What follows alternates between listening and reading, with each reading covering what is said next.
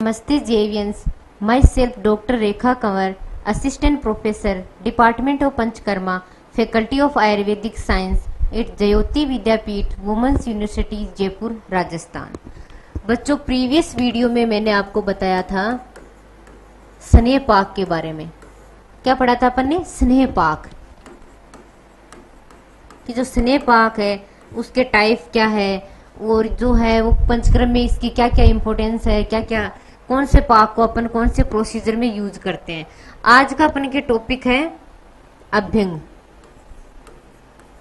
क्या है? अभ्यंग। इस स्नेह पाक में मैंने आपको बताया था एक एक्सटर्नल होता है और एक इंटरनल। और एक्सटर्नल में मैंने आपको एक अभ्यंग के पॉइंट के बारे में बताया था। अभ्यंग होता है, पादाघात होता है, संवहन होता है, अक्षि तर्पण हो गया, गंडूस कवल। तो उसमें जो मैं फर्स्ट पॉइंट ले रही हूँ वो है अभ्यंग। ठीक है, तो आज का टॉपिक क्या है? अभ्यंग। तो अभ्यंग के बारे में बताऊंगी कि अभ्यंग पहले होता क्या है। इसमें क्या होता है? अंग धातु होती है। किस शब्द से बनता है? अंग धातु में अपन संस्कृत में पढ़ते हैं उपसर्ग हो गया, प्रत्यय हो गया। ठीक है, तो इसमें बता रखा है कि अभी उपसर्ग लगने से। अब उपसर्ग का मतलब होता है जो धातु, जो शब्द होता है, अंग शब्द, उसके आगे की साइड लगना तो उपसर्ग होगा और पीछे की साइड लगना प्रत्यय हो गया। तो उस अंग धातु में अभी उपसर्ग लगने से क्या बनता है? अभ्यंग। ठीक है, अब इसका बता रखा है कि अभ्यंग का मतलब क्या होता है।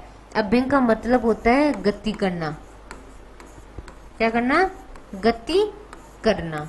ठीक है, एक पॉइंट होगा कि जो अंग धातु में अभी उपसर्ग लगने से अभ्यंग बना है और अभ्यंग का मतलब होता है गति करना। अब किसी भी चीज से गति करवाना। ठीक है, अब इससे गति करवाना जिसका मतलब होता है कि जो बॉडी पार्ट है उस पर क्या करना? मालिश करना, मतलब मसाज करना। गति करना और मालिश करना,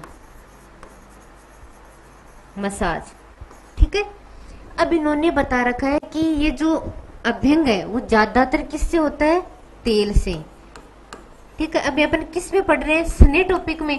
स्नेह में मैंने आपको 4 बताए थे, घृत, तेल, वसा, मज्जा, जिसमें से अभ्यंग के लिए बेस्ट होता है तेल।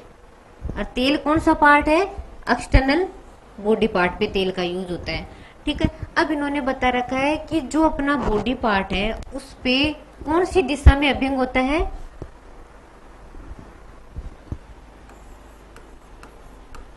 जो अभ्यंग होता है वो अनुलोम दिशा में। कौन सी दिशा में? अनुलोम दिशा में। अनुलोम का मतलब होता है ये जो लोम, लोम का मतलब होता है जो अपने केस, बाल वगैरह। तो जो बॉडी के जो बाल है उसी की दिशा में, जिस दिशा में अपने हेयर है, हेयर रूट है, ठीक है ना, उसी ही दिशा में क्या हो, जो तेल है उसकी अपन मसाज करें तो वो कौन सी क्या कहलाएगा? अभ्यंग। अगर अपन प्रतिलोम, प्रतिलोम का मतलब होता है अपोजिट साइड में, किसके? हेयर के अपोजिट साइड में। लोम मतलब होता है हेयर, हेयर के अगर अपोजिट साइड में करेंगे तो उसको अपन बोलते हैं उद्वर्तन। क्या बोलते हैं? उद्वर्तन बोलते हैं। ठीक है, तब इन्होंने इसे बता रखा है कि जो अभ्यंग वो अनुलोम, अनुलोम दिशा में होगा किससे? ज्यादातर तेल से। तो तेल से शरीर या बॉडी पे मालिश करना या मसाज करना ही क्या है? अभ्यंग है। कौन सी दिशा में? अनुलोम दिशा में। अब आचार्य वाग्भट ने, आचार्य वाग्भट ने दैनिक नित्य कर्म में अभ्यंग को करने को बताया। दैनिक नित्य कर्म का मतलब होता है, दैनिक मतलब जो डेली रूटीन में अपन डेली रूटीन में नहीं करते कि उठना, दांतुन वगैरह करना, कवल वगैरह करना, शौच करना, स्नान करना, तो उसमें बता रहा है कि डेली अपन को अभ्यंग तेल की मसाज वगैरह अपन को करनी चाहिए। उसमें अपने प्रतिमर्श नशे भी करना चाहिए, मात्रा बस्ती का प्रयोग भी हो गया, पादा अभ्यंग भी हो गया, करण पूर्ण भी हो गया। ये क्या है? डेली। तो आचार्य वाग्भट ने अभ्यंग को दैनिक नित्य क्रम में भी बताया कि सुगंधित तेल, थोड़ा बहुत क्या हो, थोड़ा सुगंधित तेल हो, ना कि जो डेली नित्य क्रम में बताया उसमें जरूरी नहीं आपको मेडिकेटेड ही हो, मेडिकेटेड जो ऑयल वगैरह है वो ओनली डिजीज में यूज करेंगे, लेकिन जो दैनिक नित्य क्रम है उसमें जो थोड़ा सा सुगंधित कोई भी नारियल तेल हो गया, जैतून का तेल हो गया, बादाम तेल, इसमें से किसी भी तेल की क्या है मसाज कर लेना चाहिए। ठीक है, अब इन्होंने बता रखा है कि जो ये जो है इसमें बता रखा है कि जो दीर्घाकार है, दीर्घ मतलब जो लॉन्ग बोन है, लॉन्ग बोन पे अपन को क्या करना चाहिए, दीर्घाकार दिशा में मतलब लॉन्ग बोन में अपन को इस दिशा में अपन को मसाज करनी चाहिए। लेकिन उन्होंने बता रखा वर्तुलाकार, वर्तुलाकार जैसे हो गया नी जॉइंट हो गया,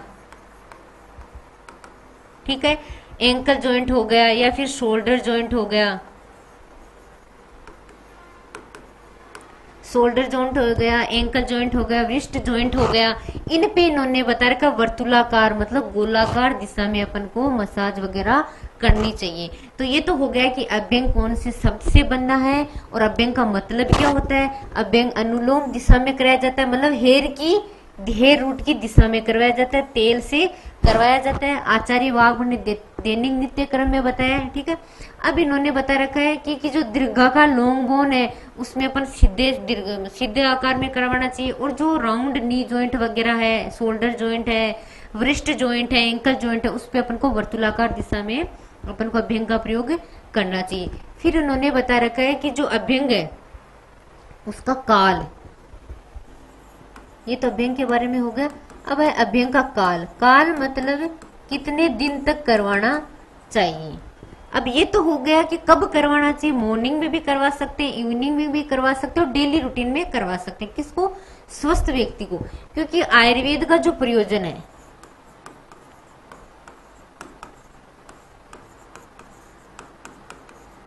आयुर्वेद के प्रयोजन में अपन ने पढ़ रखा था स्वस्थ से स्वास्थ्य रक्षण,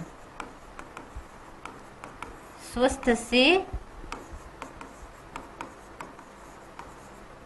स्वास्थ्य रक्षणम। इसका मतलब होता है स्वस्थ व्यक्ति के स्वास्थ्य के लिए भी अपने आयुर्वेद का प्रयोग कर सकते हैं, मतलब पंचकर्म का प्रयोग कर सकते हैं। जरूरी नहीं है कि जो पंचकर्म जो प्रोसीजर है वो अपन किसी पेशेंट के ही प्रयोग करें, मतलब डिजीज होने पे नहीं, अपन स्वस्थ हेल्थी पर्सन के भी अपन पंचकर्म का प्रयोग कर सकते हैं। ठीक है, तो इसमें इन्होंने अभ्यंग का काल बता रखा है, तो इसमें अभ्यंग अपन स्वस्थ व्यक्ति के भी करवा सकते हैं। इन्होंने बता रखा है कि मिनिमम 7 डेज भी, 14 डेज में भी कर सकते हैं, 28 मतलब उससे रोगी की क्या करेंगे कि 10 विध परीक्षा करके रोगी की जो पेशेंट है उसका अपन बल वगैरह देख के, उसका सत्व वगैरह देख के, उसकी डिजीज अगर एक्यूट है, क्रोनिक है, लंबे टाइम से चल रही है, ये सारी अपनी हिस्ट्री वगैरह लेके ही डिसाइड करेंगे कि किस पेशेंट को 7 डे करवाना है, किसको 14, 20 डे एंड 28 डेज करवाना है। ये तो अभ्यंग का काल हो गया, कितने दिन करवा सकते हैं और कितने टाइम तक करवा सकते हैं। टाइम इन्होंने बता रखा है कि 15 से 45 मिनट,